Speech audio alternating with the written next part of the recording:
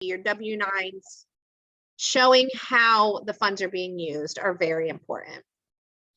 Transparency is key, and this goes along to having your financials available. You don't have to show, the ins and the outs of everything, but showing the money that you are raising and where it's being allocated is very important. Honestly, communicating about not only successes, but areas of need and improvement is really important in fundraising. Some people are like, oh my gosh, we can never let our donors know, if we've got a little hiccup, or if there's, we really need something, but we're not quite sure it's going to be attractive for them to donate. Having donors involved, not operationally, but just in the know, will engage them and, again, make them want to give. So just being honest about, where you are and what your needs are. An example of that is with our upcoming complete lighthouse tower restoration. We did receive funds from the state of Florida as an appropriation, but we need about 250 to 300,000 additional to fully fund that restoration. As a historic, preservation, we build money into our budget every year for stuff like that, but we still want to tell our constituents and our donors that we'd love not to take that money out of our bank. We would love to raise the money. And there's, some people are like, well, no, we shouldn't tell them that because we did get from the state, and so it appears that we're being greedy. No, people want to help. So again, just openly and honestly communicating about that kind of stuff. Something that I've found, especially with major donors, whether or not it's individuals or corporations or foundations, sharing the process of how you determine what to fund and when to fund it is really important to them. They want to know how you're determining what programs or what restoration or build or what anything to give to. And so having an internal process is really important, because there's nothing more kind of frightening when a donor says, well, how do you decide what to fund? You need to know that ahead of time, and sharing that with donors, especially kind of a certain category of donor, makes them show that you're doing due diligence and that you are being a good steward of their funds, because you have a plan and a process of how you determine. Also sharing how you're fundraising and your kind of fundraising strategy and how much you spend on fundraising. And this can go into kind of that impact report that I talked about and showed you. Also in one-on-one conversations, sometimes donors, they want to know, are you buying lists? Are you doing acquisition mailings? Do you sell my name to other organizations? And just being open and honest about that is a long way. I had a development committee meeting right prior to this presentation, and one of the he was a community member who just came to the meeting. He was so wanting to know kind of what our strategy was for fundraising and how we, how are we doing it? Or is it donation buckets at, each exhibit, roundup at the register when people pay their admission? Are we doing acquisition mailing? Do we ask our members for donations? And so as you are building these relationships with people, start to kind of weave that stuff into your conversations, because again, it makes a person feel much more comfortable and confident that their money is going to a place that's being good stewards of their funds. Always keep up with best practices in fundraising. There's multi-generations of people right now doing fundraising, but keeping up with is important. Things change. The tried and true stays, but just knowing kind of what the best practice is. An example of that, and I'll talk a little bit more about it later, is somebody within my organization said, well, we don't have to send a thank you letter or a tax deductibility letter to anybody who gives $150. Well, best practice now is you should thank everybody, even if it's $1, because those people can potentially grow. But, for that person who said that 20 years ago, that was kind of the trend in fundraising, was that you didn't think, because anybody under 250, they weren't that important. Well, times have changed. So just keeping up with best practices in fundraising. There's a lot of good organizations, the Association of Fundraising Professionals, a lot of different organizations that are good to follow so that you're in the know. And then keep a paper trail, have a gift acceptance policy, have a donor agreement. So that way there's no potential for either a miscommunication or just anything. So when you're people sometimes say, well, I don't want a donor and to have to sign an agreement. Well, if somebody's giving a large gift amount, they're used to doing that. But again, it just shows that you're doing due diligence, you are transparent with how you're going to use their funds, and so forth. Having goals, strategy, and a map or a plan, basically. In order to be an effective fundraiser, you really need to set goals for not only the dollar amount that you want to raise, but the number of donors, the number of donations. And so the difference in that is one donor can give.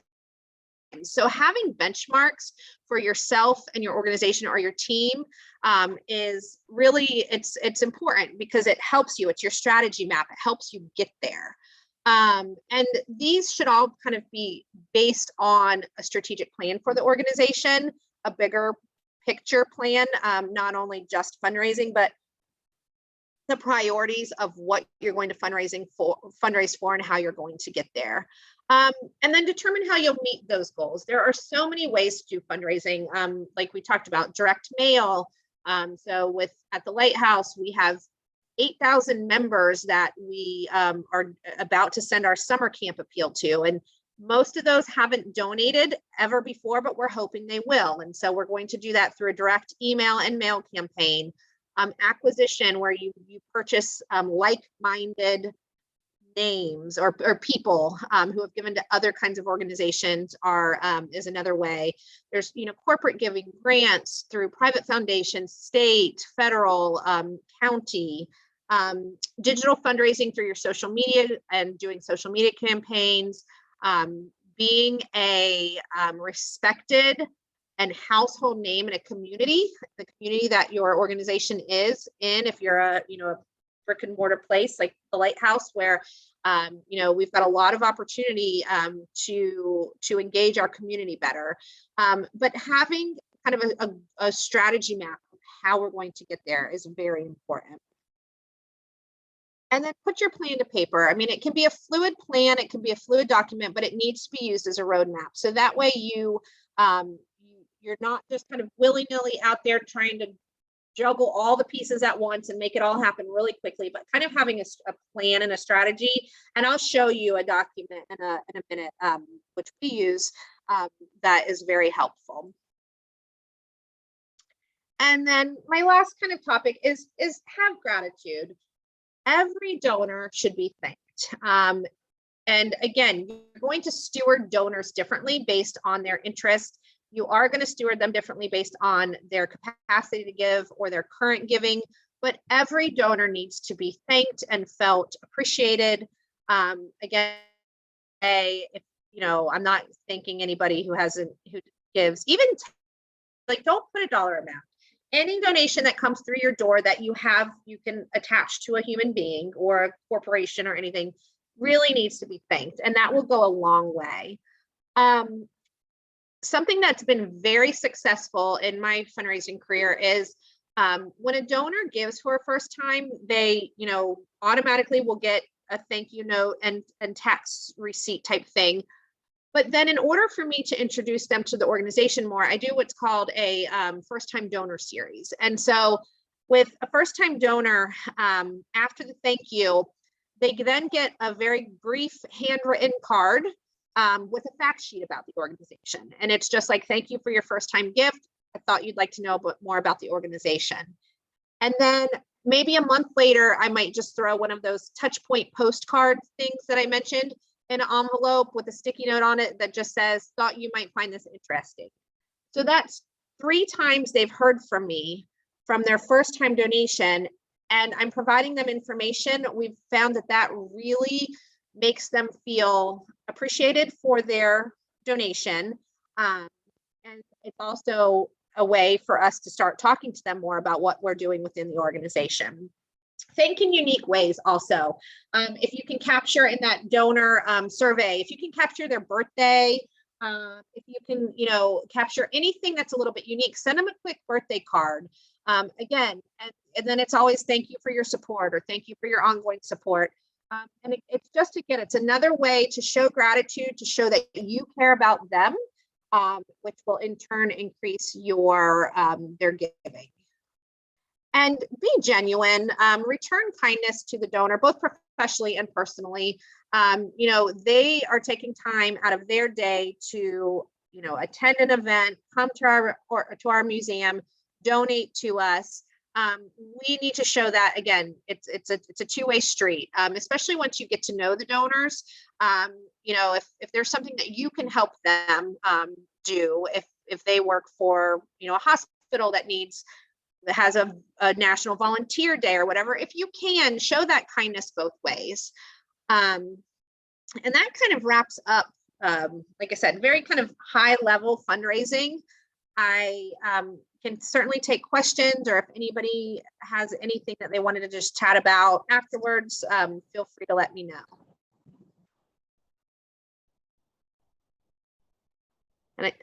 Excellent. Well, thank you so much. I appreciate that. I think you've really covered a lot of information. Really took away was I like the idea of having an action report. Something that we started doing, organizations starting is even into our budget. Everything. I could see us taking that to another level of connecting that to more imagery. So that was a really great idea. I appreciate that. Mike, do we have any questions that have come in? I had a question, actually. I don't see any questions yet in the chat, but I wanted to throw something out there. Sure. I would love to hear more about digital fundraising and using social media. What are your thoughts on it? Do you have any tools that you use, like third-party tools, or have you ever done Facebook fundraising? We actually, with the museum, we just signed up. We're in the process of approval with Facebook and Instagram fundraising. What we're finding is, the younger generations, especially, they want to push a button and donate. They don't want to write a check. They don't want to have to go onto a website and even donate that way. They want it to be kind of a quick and easy. They don't want to think about it. And so, yes, I think that can be very beneficial for a segment of your constituents. Sharing posts and stories and doing live stream of certain things captures. And so you should always include a donation link in that. And again, it's with social media, especially, it is just a segment of your target market, but it's important to have.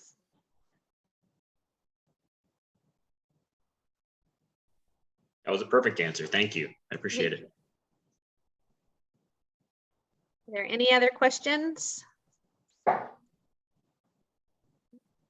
Well, thank you again so much for having me. And if anybody, like I said, Jenny can get you my contact information, or you can look on the St. Augustine Lighthouse website. I'm on there, but feel free just to use me as a resource and vice versa. It's always great to have kind of peers that you can connect with. I appreciate that, Tanya, and we definitely, as a community across the state of unique heritage, it's important that I think that all of us, including our nonprofit partners, really try to do more to teamwork and get the whole state on board. We're kind of sometimes in a challenging situation where sometimes the legislative funds aren't coming through, but this year, thankfully, yes.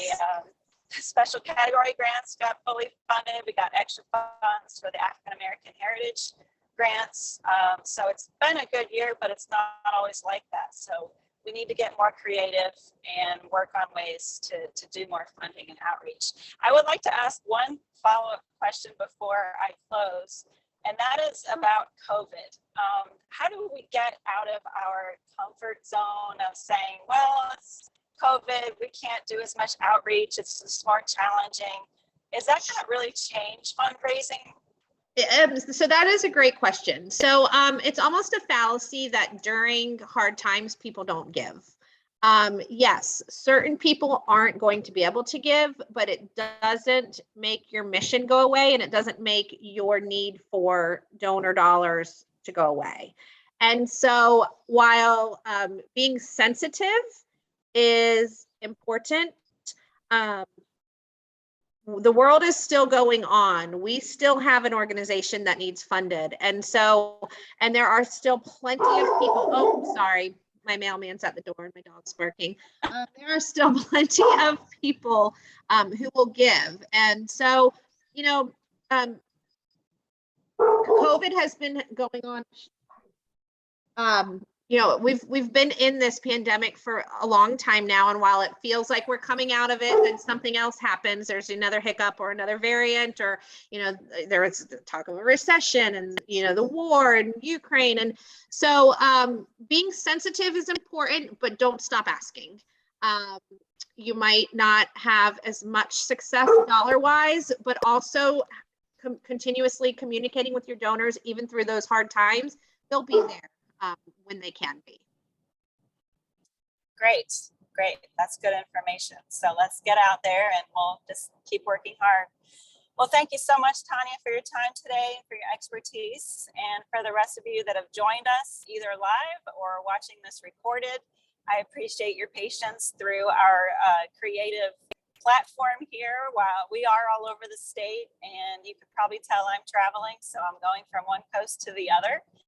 St. Augustine to Pensacola at the moment, but it's how we can try to connect more, and hope to see you on our next spring lecture series with Heather Hodges on May 19th. Should be a good event. Also, we have our conference registration open now, which is a partnership with the Florida Main Street organization. And you can go to preservationonmainstreet.com to register and see what we've got going on. It's going to be a fun week.